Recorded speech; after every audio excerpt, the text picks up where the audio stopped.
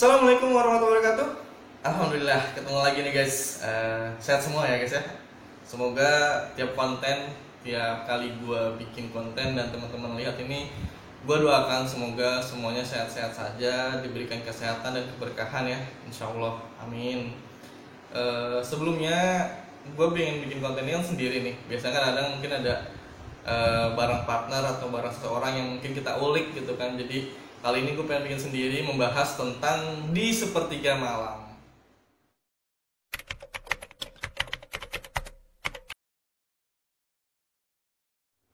Nah, apa sih di sepertiga malam itu kan? Jadi kadang-kadang mungkin kalau teman-teman kajian gitu, atau teman-teman kalau misalnya ngeliat One Minute Buster, itu sering banget kan ajakan untuk berdoa di sepertiga malam. Mulai yang mencari jodoh, mulai yang cari rezeki, mulai yang mungkin sedang belajar untuk sama-sama hijrah, memperbaiki diri, minta istiqomah, segala macam lah itu pasti dianjurkan atau diajak untuk sama-sama berdoa di sepertiga malam gitu kan. Itu sering banget pasti mendengar gitu kan. Jadi di sepertiga malam itu kalau di Indonesia mungkin kurang lebihnya antara jam 1 gitu kan, atau jam 1 sampai jam 3 atau setengah 4 gitu guys. Jadi kenapa gitu kan? Kenapa mungkin dibilang kita berdoa di sepertiga malam itu insya Allah lebih cepat dikabulkan oleh Allah Subhanahu Wa Taala gitu kan? Karena banyak banget cerita dan hadis atau dalil yang menyebutkan bahwa jam-jam segitu tuh Allah turun ke bumi gitu kan. Teman-teman nggak usah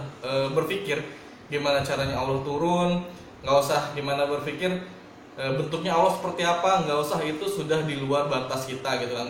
Yang pasti dengan keimanan kita cukup mengimani bahwa Allah pasti ada, dan Allah sedang melihat kita. Allah turun ke bumi, Allah menunggu hamba-hambanya yang bertaubat di malam itu. Mungkin kan siang hari kita melihat sesuatu yang mungkin kurang baik, melakukan aktivitas-aktivitas yang mungkin tanpa kita sadari banyak melakukan dosa. Jadi Allah tuh sangat merindukan kita gitu guys. Nah, saat-saat itu juga gitu kan, mungkin kalau orang-orang pada umumnya, gue pribadi gitu loh, mungkin jam segitu ya waktunya buat tidur gitu kan. Tapi ternyata justru saat-saat orang sedang nyenyak tertidur, Allah justru menunggu kita guys. Allah menunggu kita untuk bertobat, Allah menunggu kita untuk memunajatkan doa-doa kita. Apa sih yang sedang kita butuhkan gitu loh. Mungkin kayak yang sedang mencari jodoh, ya Allah semoga disegera dipertemukan jodohnya.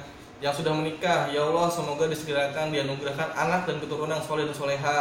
Yang ingin bekerja, semoga usahanya lancar, pekerjaannya lancar juga, dapat rezeki yang berkah, halal, dan insya Allah berkah juga buat badan, buat keluarga yang dinafkahi, kayak gitu, macam-macam lah itu sih benar-benar pasti diminta untuk kalau bisa ya sholat tahajud, terus kita berdoa di sepertiga malam gitu kan. Bahkan banyak sih kalau gua baca-baca artikel itu kan, referensi, ternyata ini bukan umat Islam ya, bukan umat Islam aja, banyak orang-orang di luar sana yang justru berpikir untuk mencari sebuah ide itu justru di sepertiga malam guys, justru di sepertiga malam. Jadi justru mereka berpikir saat-saat seperti itu mereka justru bisa berpikir lebih jernih, mereka bisa mendapatkan banyak ide gitu kan. Padahal kita selaku umat Islam sudah diberikan petunjuk gitu loh. Ya saat-saat itulah kita harusnya lebih banyak berpikir, lebih banyak bermuhasabah, lebih banyak bermunajat pada Allah gitu loh. Lebih banyak kita sedang kita sedang minta sama Allah, sedang rindu-rindunya sama Allah ya. Kayak kalau orang mungkin yang dulu berpacaran gitu ya, itu waktunya tuh buat ketemu, waktunya buat chatting-chattingan, kita manfaatkan saat ini ya dengan cara yang tadi, kita bangun tengah malam, kita wudhu, kita sholat, kita berdoa pada Allah Subhanahu Wa Taala. Jadi itu mungkin yang dimaksud dengan kenapa sih kita harus berdoa di sepertiga malam kayak gitu guys.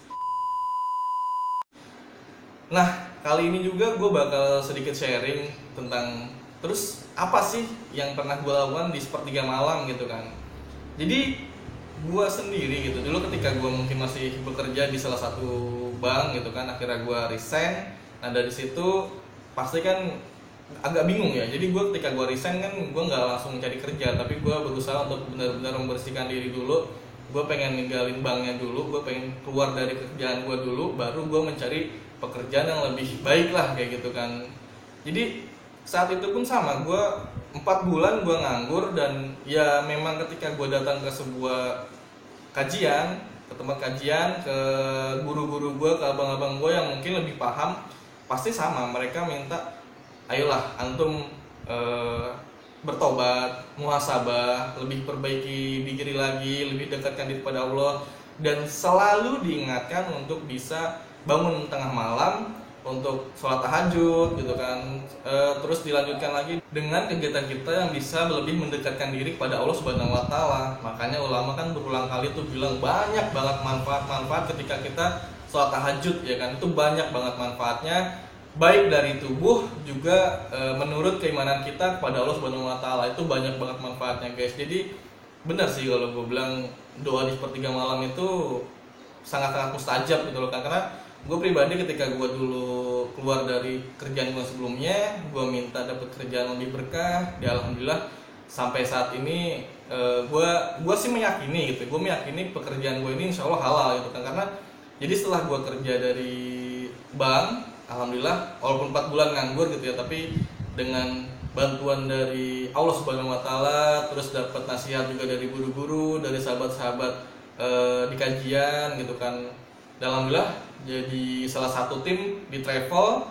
Terus kemudian memang setelah itu gue resign, dan kemudian sekarang justru usaha bareng sama teman sih. Kalau gue bilang usaha bareng teman, jadi jual kurma, saffron kayak gitu-gitu. Itu ya mungkin kalau orang berpikir biasa-biasa aja gitu, tapi ya itu tadi yang kita cari itu apa sih kalau nggak bukan keberkahan gitu kan, kalau bukan sesuatu yang halal gitu. Karena dampaknya itu sangat banyak, nggak cuma buat kita pribadi tapi buat orang-orang sekitar. Apalagi ketika gue sudah menikah, gue ingin memberikan nafkah pada istri gue itu ya dengan sesuatu yang halal gitu kan. Dan alhamdulillah gue mendapatkan pekerjaan yang masya Allah gue bilang ini luar biasa sih. Kalau gue bilang ya ini bukan pure dari gue pribadi, tapi pasti dari doa-doa yang dibantu sama sahabat-sahabat gue, sama guru-guru gue, apalagi sama orang tua gue. Dan gue juga berusaha yang sebisa gue lah, sebaik-baiknya gue, sebisa mungkin gue usahakan ya kayak tadi di doa di sepertiga malam itu sangat-sangat insya Allah bisa banget membantu kita loh dalam banyak hal gitu. Bahkan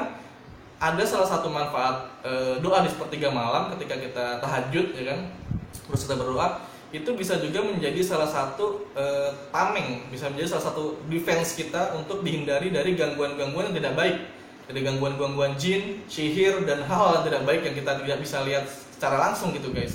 Jadi banyak banget manfaatnya guys, banyak banget ketika kita bangun di sepertiga malam, terus kita sholat tahajud, kita berdoa, kita bermuhasabah pada Allah, kita minta sama Allah. Bahkan kalau nangis lagi tuh masya Allah banget, kita ingat sama dosa-dosa kita, insya Allah Allah akan memberikan taubatnya, memberikan rahmatnya.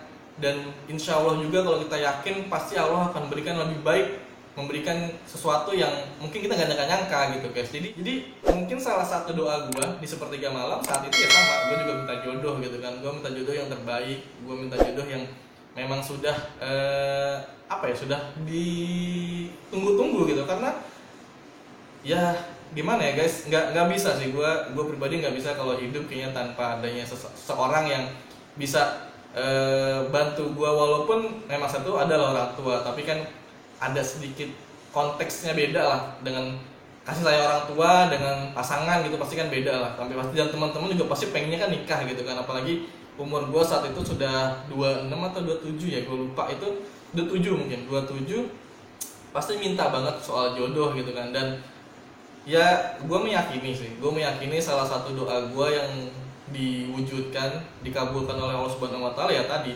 selain pekerjaan, terus teman-teman yang insya Allah gue dapat tempat tongkrongan yang lebih baik ya kan, yang mungkin ketika kita ngumpul nggak ngebahas soal gibah gitu kan, tapi banyak dapat ilmu di sana, banyak sharing tentang ya usaha, muamalah segala macam, dan salah satunya jodoh gitu loh. Jadi gue meyakini gue dipertemukan dengan jodoh gue saat ini dengan Eka, istri gue, ya lewat salah satunya doa juga, baik dari doa orang tua, doa sahabat-sahabat gue, doa guru-guru gue, dan doa gue pribadi. Ya mungkin bisa jadi di sepertiga malam gitu loh. Jadi memang sangat-sangat gue meyakini doa di sepertiga malam itu sangat kuat lah, itu sangat cepat dan seperti yang apa ya, teman-teman tuh sebenarnya harus yakin, teman-teman harus yakin dengan doa sepertiga malam, karena kalau kita nggak yakin juga ya Allah nggak bakal, bukan nggak bakal, mungkin Allah